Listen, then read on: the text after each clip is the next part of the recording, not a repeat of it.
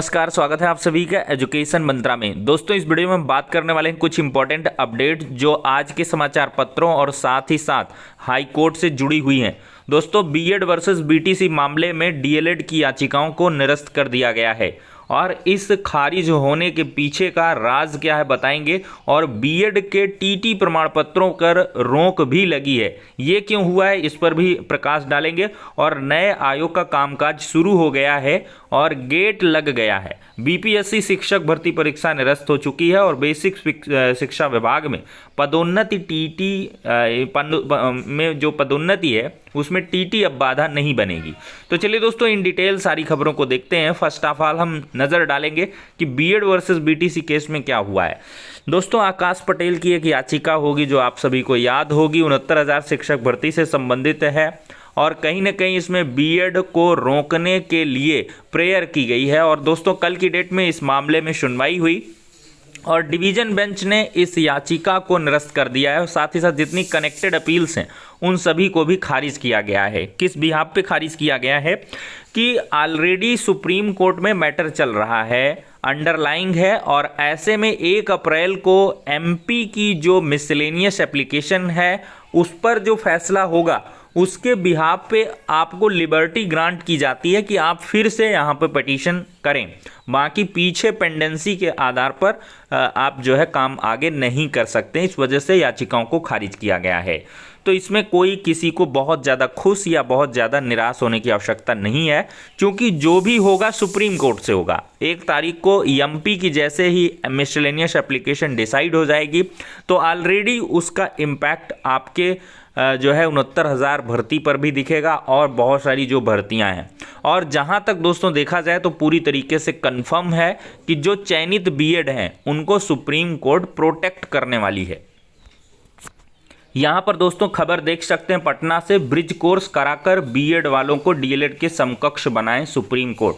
तो supreme court में प्राथमिक विद्यालयों में नियुक्ति के लिए बीएड डिग्री धारकों की लड़ाई जारी है।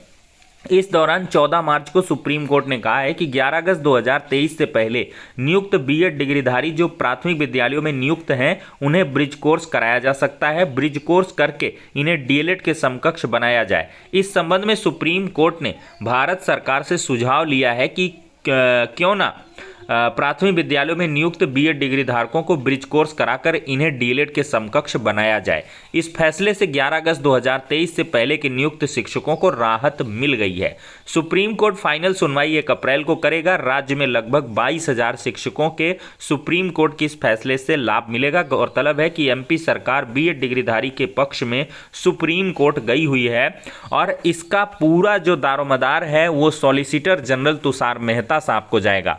चूंकि तुषार मेहता साहब अगर इस केस में रहते, शुरू से रहते, तो इसकी तस्वीर कुछ दूसरी होती और मैं पूरी तरीके से कह सकता हूं कि बीएड के लिए काफ़ी अच्छा हो सकता था अगर तुषार मेहता साहब देवेश शर्मा की अपील में जो है बहस किए होते। लेकिन वो किसी कारणवश नहीं रहे और यहाँ तक मामले पहुँच गए।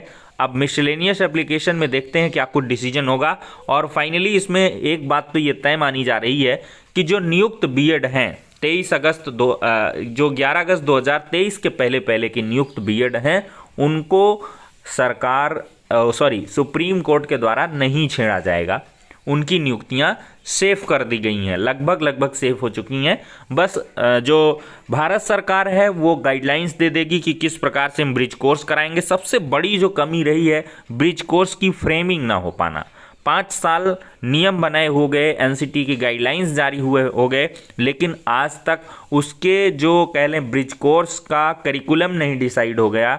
उसका कैसे प्रोसेस होगा, किस प्रकार से कराया जाएगा, वो मतलब डिस्टेंस मोड में कराया जाएगा कि उसको डाइट में कराया जाएगा, कोई भी क्लियरेंस नहीं था। और इसी वजह से जो बीएड है उसको कहीं ना कहीं बाद के लिए रोक दिया गया है। अब देखते हैं कि आगे क्या कुछ होता है। फिलहाल नियुक्त बीएड के लिए जो है 1 अप्रैल का जो दिन है वो काफ़ी महत्वपूर्ण यहाँ से नज़र आ रहा है। दोस्तों, साथ ही साथ एक बुरी खबर बीएड वालों के लिए ये भी है कि इलाहाबाद हाई कोर्ट में एक याचिका हुई। तो यहाँ पर दोस्तों देख सकते हैं ये याचिका है जो है रिटे नंबर 15/12/2024 और यहाँ पर देखा जाए तो केस डिस्पोज्ड हो चुका है सिंगल बेंच से। हमीरपुर से ये केस जो है किया गया था, राजकुमारी versus state of Uttar Pradesh. तो इसमें टीटी के प्रमाण पत्र जो है जारी करने के लिए कहा गया था, लेकिन याचिकाएं जो है खारिज हो चुकी हैं। और इसमें या डीएलएड वाली हो, मुझे इतना कंफर्म नहीं। कुल मिला के मैं ऑर्डर बता देता हूँ। इसमें ये हुआ कि जो बीएड हैं, नियुक्त बीएड हों चाहे वो अचयनित बीएड हों, उनके टीटी के प्रमाण पत्र जो है वो जारी नहीं किए जाएंगे। देवेश शर्मा के मामले में सुप्रीम कोर्ट के आदेश आने के बाद से ये चीज़ें जो है डिलीवर हो गई हैं माननीय इलाहाबाद हाई कोर्ट से कि बीएड के टीटी प्रमाण पत्रों को रोक दिया जाए, उनके प्रमाण पत्र न जारी किया जाए। बाकी ये 14,548/2019 ये आकाश पटेल की याचिका डिस्पोज्ड दिखा रहा है, यहाँ पर डिसमिस्ड एज विड्रॉन। यहाँ पर इनको लिबर्टी दी गई है कि जो मामला डिसाइड होगा सुप्रीम कोर्ट को 1 अप्रैल को, उसके बाद से आपको जो है रीरीड कर सकते हैं। बाकी दोस्तों बीपीएससी 15 मार्च की शिक्षक बहाली परीक्षा को निरस्त कर दिया है। ईओयू की जांच में प्रश्न पत्र लीक के खुलासे पर आयोग ने लिया एक बड़ा फैसला। 4,63,000 अभ्यर्थियों ने किया था आवेदन। होली के बाद ही नई तारीख की घोषणा हो जाएगी। 87,000 से अधिक पदों पर यह भर्ती होनी है। और दोस्तों एक बड़ी राहत दी गई है। वर्ष 2010 से पूर्व तैनात सहायक शिक्षकों को राहत मिल गई है। प्रोन्नति में अब इनके लिए टीटी बाधा नहीं बनेगा। 6 माह में प्रोन्नति की प्रक्रिया पूरी करने के निर्देश दी गई हैं। बीपीएससी 15 मार्च की शिक्षक भर्ती परीक्षा निरस्त हुई है। तो इलाहाबाद हाई कोर्ट ने एक महत्वपूर्ण आदेश में कहा है कि 23 अगस्त 2010 से पूर्व सहायक अध्यापकों के पद पर नियुक्त हुए अध्यापकों को जूनियर हाई स्कूल में प्रोन्नति के लिए टीटी उत्तीर्ण करना अनिवार्य नहीं है। कोर्ट के इस निर्णय के बाद प्राथमिक विद्यालयों में नियुक्त उन सहायक अध्यापकों की जूनियर हाई स्कूल में प्रोन्नति का रास्ता साफ हो गई है जिनकी नियुक्ति 23 अगस्त 2010 से पूर्व हुई थी। यह आदेश न्यायमूर्ति सौरभ श्याम शमशेरी ने शिव कुमार पांडे व दर्जनों अन्य याचिकाओं पर एक साथ सुनवाई करते हुए दिया है। तो एक बड़ी राहत हो गई भाई, जो पुराने वाले हैं उनको अब टीटी नहीं देना पड़ेगा। दोस्तों यहाँ पर देख सकते हैं गेट लग चुका है उत्तर प्रदेश शिक्षा चयन आयोग एलनगंज प्रयागराज। तो दोस्तों उत्तर प्रदेश शिक्षा सेवा चयन आयोग का बोर्ड बुधवार को लग गया है। 4 नए सदस्यों ने काम शुरू कर दिया है। नवनियुक्त 12 में से 7 सदस्यों ने काम शुरू किया है। नवगठित शिक्षा सेवा चयन आयोग बेसिक से लेकर उच्च शिक्षा तक के शिक्षकों की नियुक्ति करेगा। और दोस्तों ये काफ़ी पॉजिटिव खबर निकल के आ रही है। बुधवार को मुख्य गेट पर नए आयोग के नाम का बोर्ड भी लग गया है। इसके अलावा नवनियुक्त सदस्य ये सब दिए गए हैं, इन्होंने अपनी जिम्मेदारी को संभाल लिया, अब धीरे धीरे काम करना शुरू कर देंगे। और दोस्तों सीएपीएफ जीडी के 11,200 अभ्यर्थियों की पुनः परीक्षा होगी और ऑनलाइन परीक्षा रद्द कर दी गई है। वो परीक्षा उसी केंद्र पर उसी पाली में 30 मार्च को कराई जाएगी। संबंधित पाली के अभ्यर्थियों को एसएससी की ओर से ईमेल और मैसेज के जरिए सूचित कर दिया जाएगा।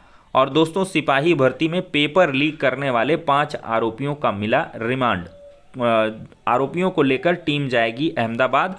गुरुग्राम जो है रिजॉर्ट में भी होगी जांच। तो ठीक है दोस्तों, ये हो गई सारी अपडेट्स। नेक्स्ट वीडियो में मिलते हैं।